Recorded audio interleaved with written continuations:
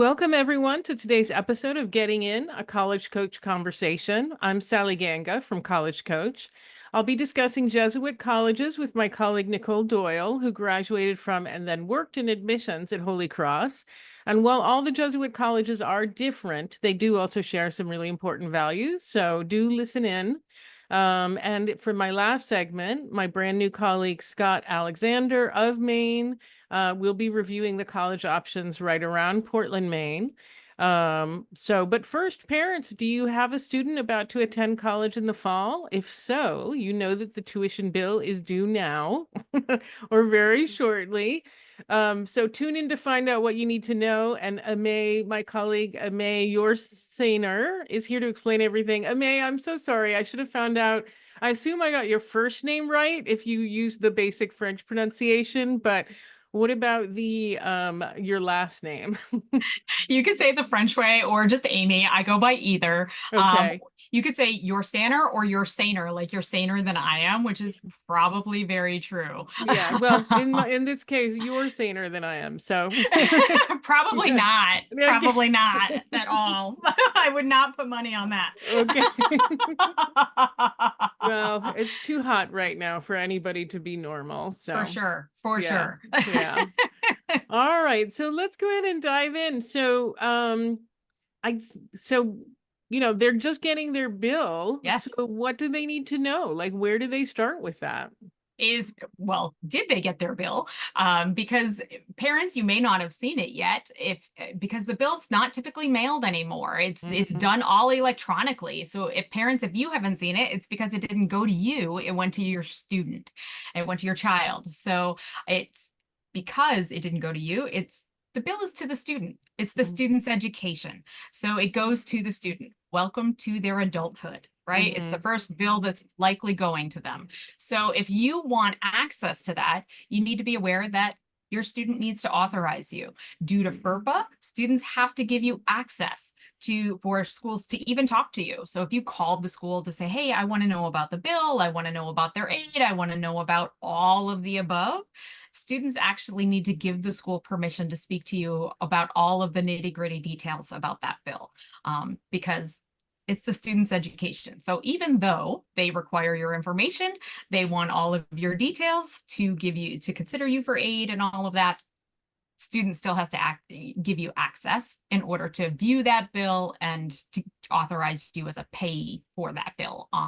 So it's a good reminder that they want to give you access. And also, you need to know which office that you need to go to. There's a difference between, for the bill, you either want to speak to the bursar or the student accounts office versus the financial aid office, which deals with the actual aid component where you got your grants or scholarships or loans. That's the financial aid office. Yeah, which I know makes it more confusing for people, It but does. just I always tell people just be persistent, polite and Yes, persistent to for get sure. the answers that you need. So Absolutely. so what factors should they be reviewing on the bill? First and foremost, you want to make sure the charges are right, but you also want to make sure that the aid that you are expecting when you got your offer letter from the school is present. So are the scholarships and grants that you were expecting that you got on your offer letter, are they there? If they're not, why not? Mhm. Loans should be there for your federal student loans. They might be a little lower than you were expecting than you saw in your initial offer because there are loan origination fees that are taken into account. So the net amount after the fees are what are going to appear on your bill.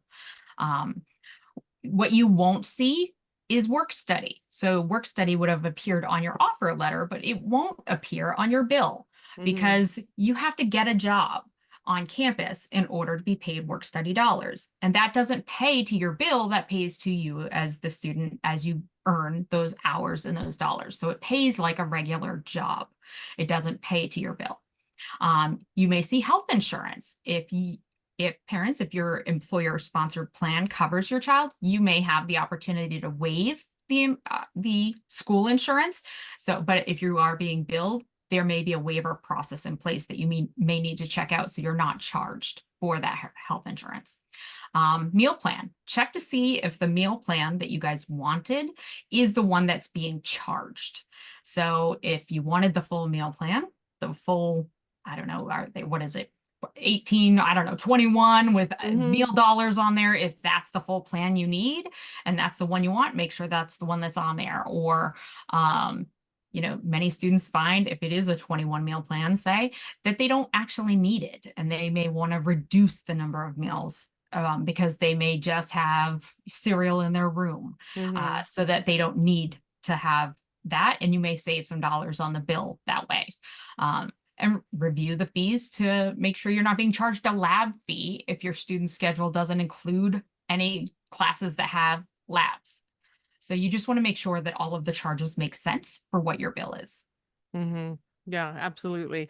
Yeah, my nephew started out with 21 meals and then I think he went down to like 14 and then he even ended up lower because at least part of the time he was eating spaghetti in his Right. dorm room. Like, so, just you can start out mid-range and see where it Right. goes from there is the advice, I think. So, I think so too. I mean, by the end, okay, what feels like a billion years ago, when I was in undergrad, I was doing meal exchanges because I was working. And so I couldn't even make it to the dining hall. So mm-hmm, I was trying to bag up meals so that I could, take it when I was working, when it would have just been easier to buy the food on my own and have it in my mm-hmm. room and pack my own. Yeah, So yeah, yeah. there's a lot of ways to maneuver that to make it more flexible for you. Exactly. Although I will say that these days, a lot of schools, they have some late night options. I do. So, so that can be more flexible. Definitely more So flexibility with meal plans today. yeah, yeah. And then another thing to think about is whether you have a balance and how you're going to meet that balance. Absolutely. You should know exactly what you need to cover that balance. So after you've checked to make sure, okay, are the charges right? And is all of your aid? Do you have that balance? You should know exactly what you need to cover that balance. So um, note, it's kind of different when you're looking at the cost of attendance on the website versus what your direct charges are going to be on that. What's different here is it's not going to include your indirect charges. That's the difference. The books, supplies, your personal expenses, and your transportation. Those aren't charges from the school. Those Mm-hmm. are flexible charges that you're going to have but aren't charged by the school. Everybody has them. So you may buy your books on Amazon or, a used bookstore or anywhere else people buy books these days. Mm-hmm. I'm a little out of touch with that because it's been a hot minute since I was enrolled. Mm-hmm. But, anywhere you may find them that aren't charged directly by the school. So you have options for those again, but they're not going to appear on your bill. So that you're not going to see that on a bill. So do you want to borrow for those expenses or do you have a plan in place, but you won't have to pay that to the bill for that? So Mm-hmm. you want to take the balance and subtract all of the scholarships and grants, and then that remaining is going to be what's needed to cover any balance you have. Mm-hmm. Absolutely. So, and then people need to know what their plan is to meet these charges, right? Right. And so you've got you've got a number of options. So you can start with, okay, are you going to use a payment plan? So most schools have this as an option, whether, is it for a small fee that do they handle it on campus or through a third party vendor? Some of them have a small setup fee, so you can pay it over the term of the semester or the academic year if you've set it up for the whole year. It's designed, most of them are designed to pay off the balance before the semester ends, before registering for the next semester. A lot of them are interest free. It does eliminate borrowing, so you wouldn't have any kind of interest accrual on that. So it is a really nice option to have the balance paid off before the next term and the next Mm-hmm. year so that you're not, incurring debt Mm-hmm. over the long run. So that is a really good option. Another one is if your family has a 529 plan that you were intending to use for that balance. So if you have saved prior to getting to college through their lives, then you can access your 529 plan. So you would be working to withdraw those funds. Most of those funds allow you to authorize a withdrawal online by submitting a paper form. So you can request a check to be paid to you directly or to the college on behalf of the student. What you do want to make sure is that if you have them pay the funds directly to the school, that you put the student's name or and ID number so that the school knows who those Mm-hmm. funds need to go to. And then in some cases, you can have it go to the beneficiary or student themselves. I don't really recommend that option. Then you're Mm, relying on the student to then go mhm, to the student account or bursar's office to then sign that over to them. Um, you can do this either as you incur the expenses or once a year. It really is up to you on how you utilize those 529 expenses, mhm, or funds rather.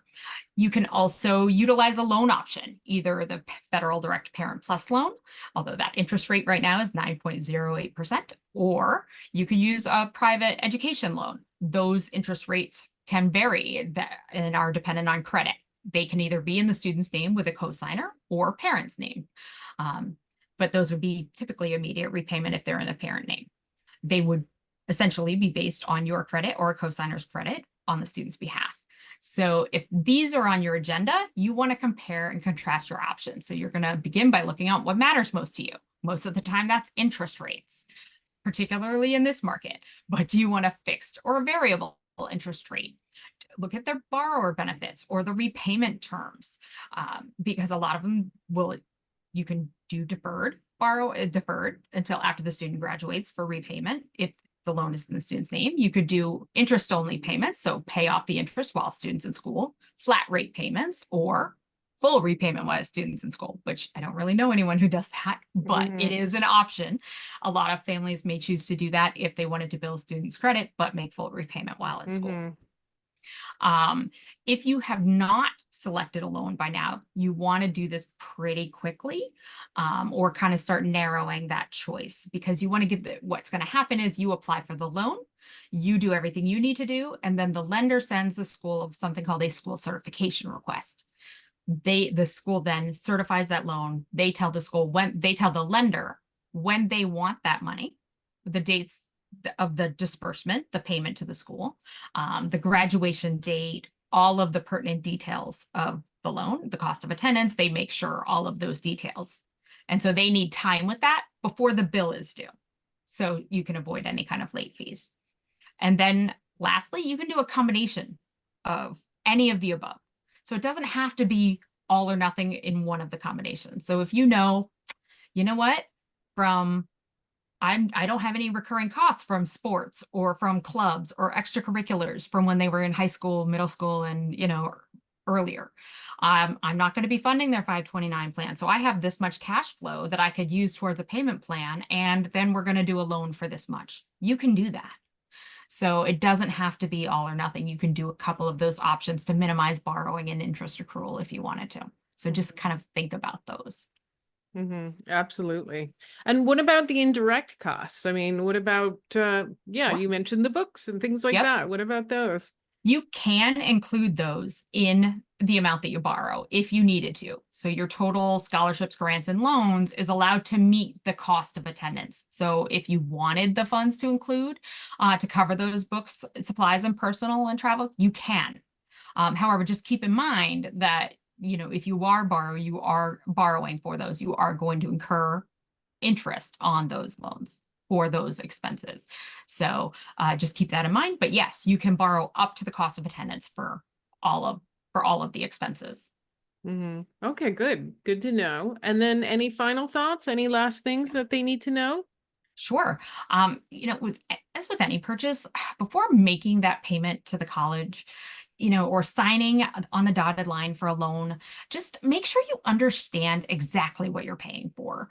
If you have any questions on the charges, on your child's bill, or the financial aid credits, reach out to the school's student financial services office. Okay. Just make sure you understand. If your aid looks like it changed or anything looks just questionable to you, ask the questions. All right. Mhm. The school is there to help you through it. That's what they're there for. Use them to your advantage and ask the questions. Though they're going to give you a detailed explanation, but as Sally mentioned earlier, keep asking the questions, be persistent, be patient, be kind with your questions, but keep asking them. The school is there. They're a provider of a service to you. You are a consumer of the service. You are paying a significant amount of money for this service. It's your right to have your questions answered. So ask them and get your answers. Mhm. But Mhm. That's really my biggest point, is to make sure you get your questions answered, and don't choose a bad source of financing. Don't put it on a credit card. Don't, choose a bad source of funding that's not advantageous to you because you don't feel like you have all the facts. Mhm. Don't rush a decision without having facts because you didn't get your questions answered. Be persistent with your questions. Mhm. Absolutely. All right. Well, thank you so much, Sure. Aimee. Thank you for having me. Okay, so I'll be right back with Nicole Doyle after the break.